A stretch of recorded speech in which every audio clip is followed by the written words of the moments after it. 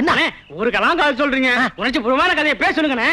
உணர்ச்சி வசமான கதையா? ஆமாண்ணே. ஏ ராசா, என் கதையை மதிச்சு நீயாவது வந்து கேட்டீங்க. உனக்கு சொல்லாம வேற யாருக்குடா சொல்ல போறேன்? வா சொல்றேன். அதாவது ஒரு கிராமத்துல ஒரு தாய்க்கு ரெட்ட புள்ள பிறந்து, ரெண்டு பேருமே ஆம்பளை பசங்க.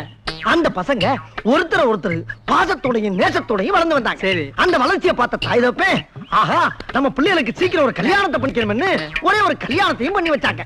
கல்யாணம் முடிஞ்சவன வீட்டுக்கு வந்த அந்த ரெண்டு மருமகள் இருக்காளுங்க பத்தியா, அவளுக்கு ஒருத்திய பார்த்தா ஒருத்திக்கு பொறாம, இன்னொருத்திய பார்த்தா இவளுக்கு பொறாம, அவளை பத்தி இவ போட்டு வருது, இவளை பத்தி அவ போட்டு வருது. இப்படி ஆகி அந்த குடும்பத்துல ஒரே சண்டை. இந்த சண்டை போட்ட சங்கதி புருஷங்காரங்களுக்கு போய் சேர்ந்துருச்சு. என்ன ஆகும்? தம்பிக்காரன் கோவப்பட்டான்.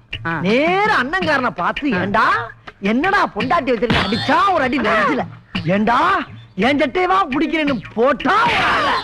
அவன் அடிய பார்த்து அவன் சும்மா இருப்பானா, ஒரு அற.